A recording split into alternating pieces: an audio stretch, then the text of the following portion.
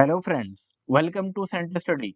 जामिया मिल्लिया इस्लामिया का बीएड 2025 का entrance question paper को हम सॉल्व कर रहे थे। और दोस्तों, हमने पार्ट 3 तक सॉल्व कर लिया था, जिसमें 70 क्वेश्चन तक हम सॉल्व कर चुके थे। ये पार्ट नंबर 4 है, जिसमें हम आज नेचुरल साइंस के टोटल 20 क्वेश्चन को सॉल्व करने वाले हैं।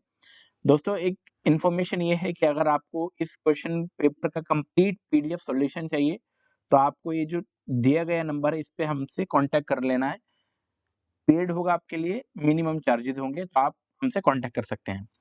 बढ़ते हैं हमारे क्वेश्चन नंबर 71 की तरफ। Which element react with slaked lime to produce bleaching powder?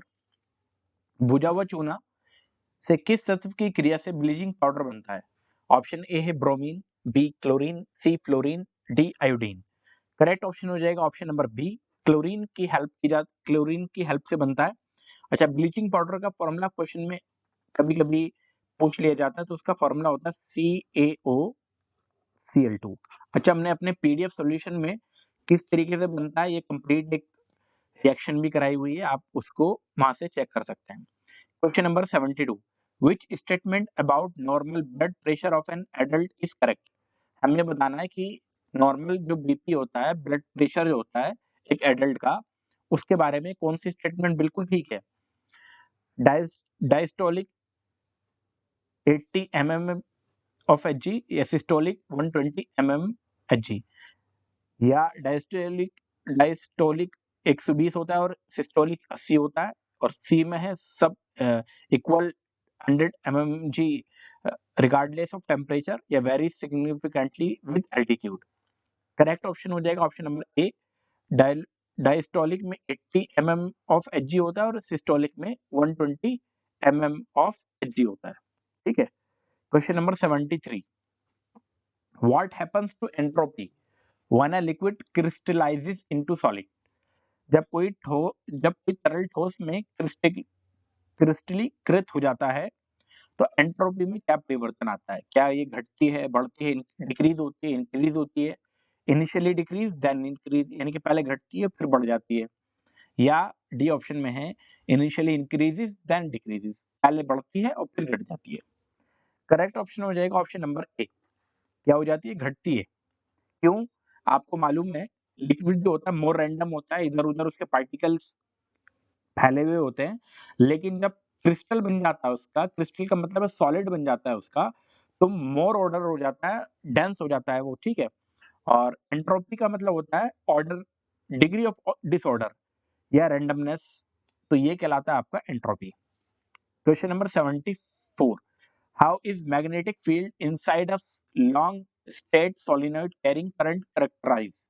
विद्युत धारा वहन करने के वाले लंबे सीधे सोलेनॉइड के अंदर चुंबकीय क्षेत्र को कैसे वर्णित किया जाता है? ऑप्शन ए है डिक्रीजेस टुवर्ड्स द एंड, यानी कि सिरों की ओर घटता है। इंक्रीजेस टुवर्ड्स द एंड, सिरों की ओर बढ़ता है। या ऑप्शन सी है is uniform and non zero at all point, सभी बिंदुओं पर समान और शून्य से अधिक होता है। ऑप्शन डी है इज जीरो, क्या शून्य होता है? 74 का राइट ऑप्शन हो जाएगा option number C, is uniform and non zero at all points, यानी कि सभी बिंदुओं पर समान होता है और क्या होता है? नॉन जीरो होता है सभी पॉइंट पर। ठीक है, शून्य से अधिक होगा, शून्य नहीं होगा।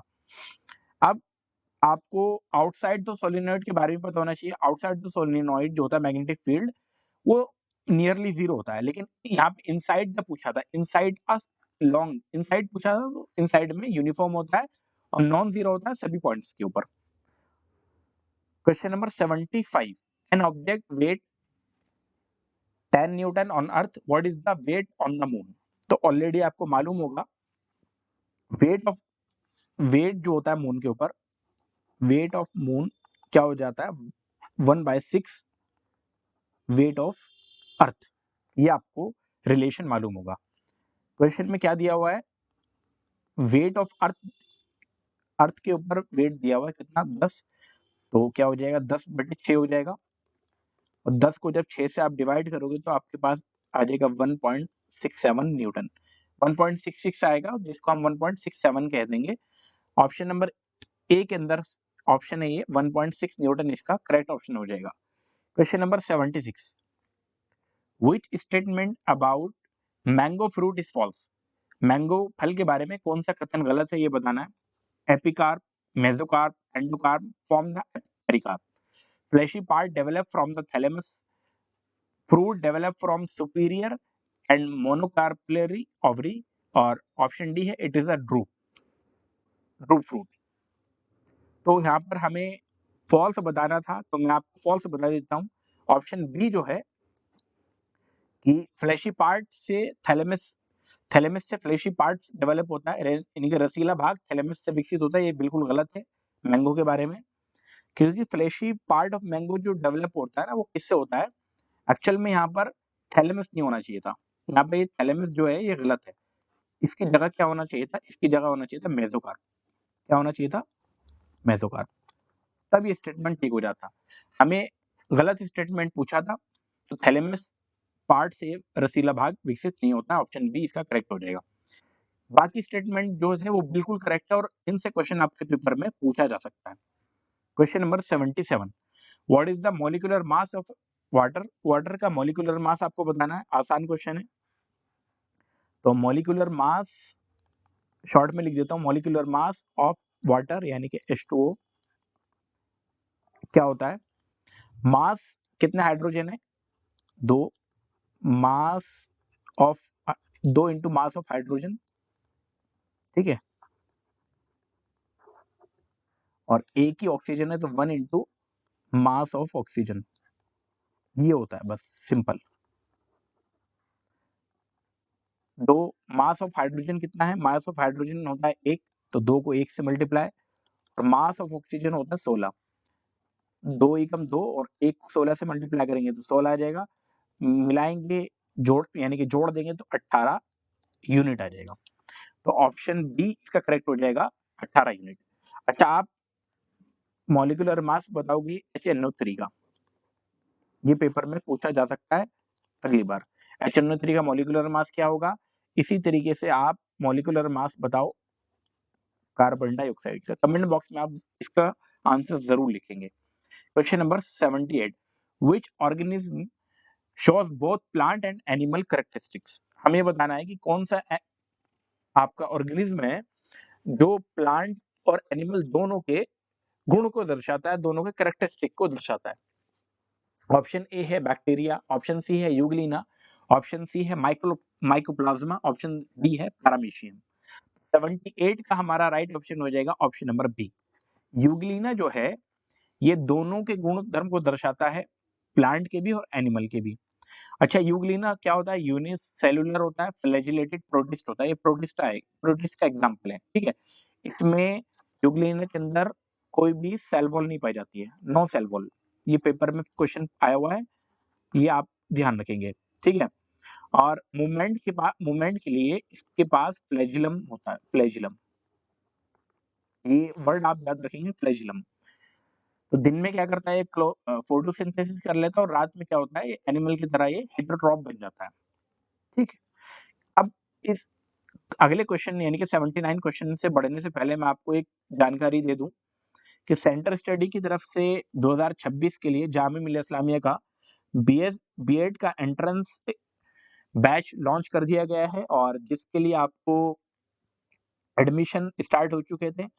आप फैकल्टीज के पिक्चर्स आप देख पा रहे हैं, और इसकी डिटेल वीडियो जल्दी आ जाएगी, आप वहां पर इसकी कंप्लीट डिटेल ले पाएंगे, कितनी फीस है, क्या इसका स्ट्रक्चर क्या है, क्या क्या सब्जेक्ट, यहाँ पर ऑलरेडी आपको मालूम चल पा रहा है कि ऑल सब्जेक्ट कवर्ड होगा इसमें। एडमिशन कब, एडमिशन के लिए आप हमसे इस दिए गए नंबर पर या जीमेल पर आप हमसे कांटेक्ट कर सकते हैं। साथ ही साथ क्या फीस रहने वाली है वो सारी नेक्स्ट वीडियो में आने वाली अपकमिंग वीडियो में आपको मिल जाएगी, इसीलिए आप अगर चैनल पर नए हैं तो चैनल को जरूर सब्सक्राइब कर लें। क्वेश्चन नंबर 79 में चलते हैं, which organism reproduce sexually by budding, निम्नलिखित में से कौन सा जीव अंकुरण द्वारा अलैंगिक प्रजनन करता है। ऑप्शन ए है अमीबा, बी लेशमीनिया, सी प्लाज्मोडियम, डी यीस्ट। 79 का राइट ऑप्शन है option number D, yeast. Yeast करता है बडिंग के द्वारा। प्लाज्मोडियम के अंदर होता है मल्टीपल फिशन, ठीक है, मल्टीपल फिशन होता है प्लाज्मोडियम के अंदर। लीशमेनिया जो होता है वो क्या करता है, ये करता है लॉन्गिट्यूडनल, लॉन्गिट्यूडनल करता है, बाइनरी फिशन करता है लेकिन लॉन्गिट्यूडनल। और अमीबा क्या होता है, बाइनरी फिशन करता है। ये क्वेश्चन इंपॉर्टेंट है अमीबा वाला। अमीबा क्या करता है, बाइनरी फिशन करता है। और प्लाज्मोडियम मल्टीपल फिशन करता है। क्वेश्चन नंबर 79 के बाद question number 80, which of the following is an example of a colloid. Colloid का एग्जांपल हमें बताना है। ग्लास है, गोल्ड है, मिल्की ग्लास है, वाटर है। तो मिल्की ग्लास जो है ऑप्शन नंबर सी, ये कोलाइड का एक एग्जांपल है। और भी बहुत सारे कोलाइड है। अच्छा, ये किस टाइप का कोलाइड है, ये सॉलिड सॉल है, सॉलिड सॉल का एग्जांपल है। Question number 81, what is the conjugate acid of HCOO minus. तो HCOO माइनस का हमें क्या बताना है, कॉन्जुगेट एसिड बताना है।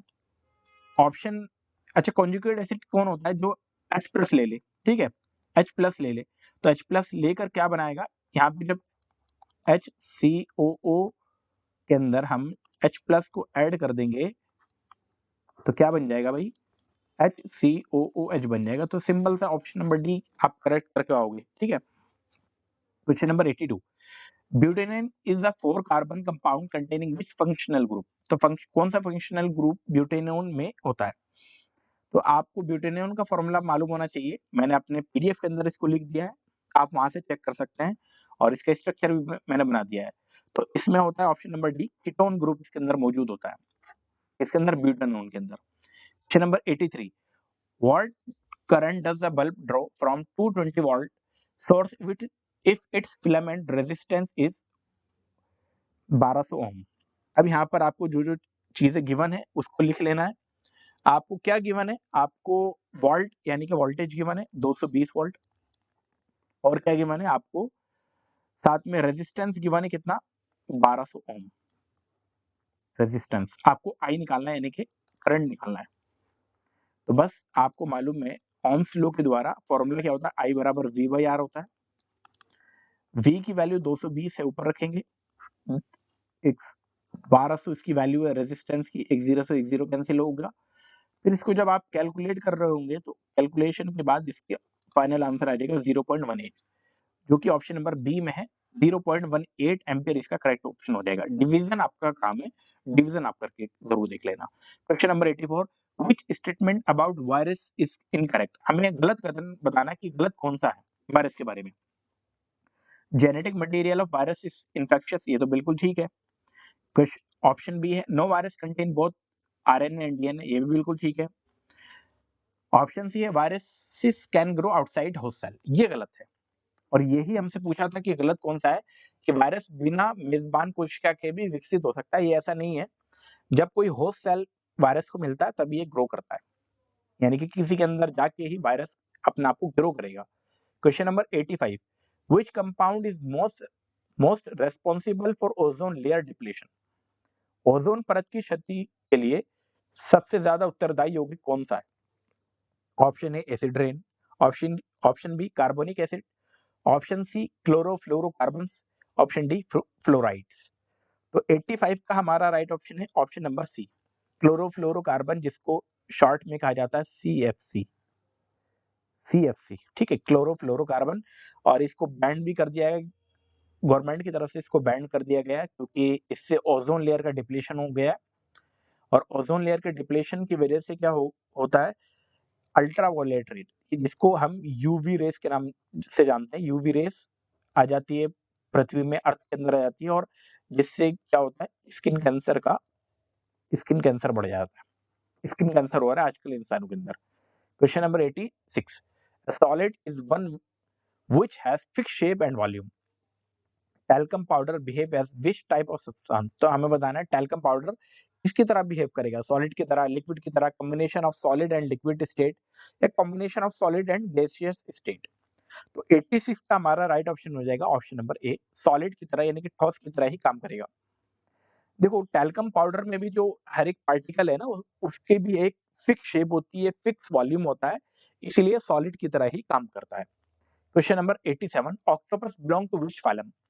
अच्छा, ऑक्टोपस का हमें फाइलम बताना है कि कौन सा है। 87 का, क्या एनिलिडा है, आर्थ्रोपोडा है, एक्निडोडर्मेटा है, या मोलस्का है। अब ये ऑप्शन 87 का डी करेक्ट हो जाएगा, मोलस्का इसका सही ऑप्शन हो जाएगा। अब ये इकाइनोडर्मेटा का एग्जाम्पल हमसे पूछ सकता है, आर्थ्रोपोडा का पूछ सकता है, एनिलिडा का पूछ सकता है, ठीक है। तो एनिलिडा का सबसे पहले एग्जाम्पल मैं आपको बता दूं, अर्थवॉर्म इसका बेस्ट एग्जाम्पल है। अर्थवॉर्म जो है एनिलिडा का बेस्ट एग्जाम्पल है। आर्थ्रोपोडा का बेस्ट एग्जाम्पल जो है वो कॉकरोच है, स्पाइडर है, ठीक है। कॉकरोच आप ले लो, इस कॉकरोच पूछता है बार बार। और इकाइनोडर्मेटा का जो बेस्ट एग्जाम्पल है वो स्टारफिश है, स्टारफिश स्टारफिश होती है। और एक और बेस्ट एग्जांपल है सी अर्चिन,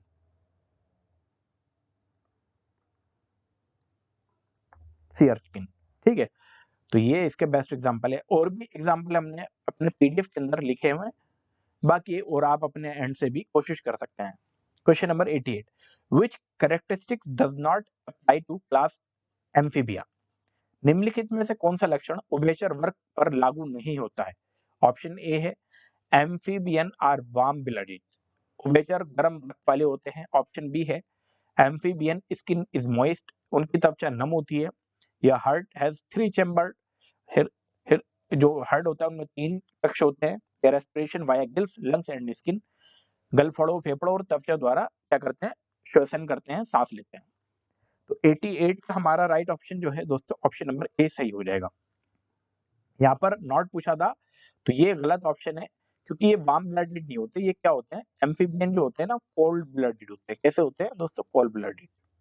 और बाकी ये तीनों स्टेटमेंट जो है कि मॉइस्ट स्किन होती है, 3 चैम्बर्ड होते हैं, लंग्स के द्वारा, गिल्स के द्वारा, स्किन के द्वारा क्या करते हैं, रेस्पायर करते हैं, ये बिल्कुल सही है। ये तीनों स्टेटमेंट बिल्कुल ठीक है। तो यहाँ पर कोल्ड ब्लडेड होते हैं, ये आपको मालूम होना चाहिए था। क्वेश्चन नंबर 89, एंटोमीबा कोलाई यानी कि E coli is classified as which type of organism, bacterial parasite, helminthic parasite, non pathogenic protozoan या पैथोजेनिक प्रोटोजोन।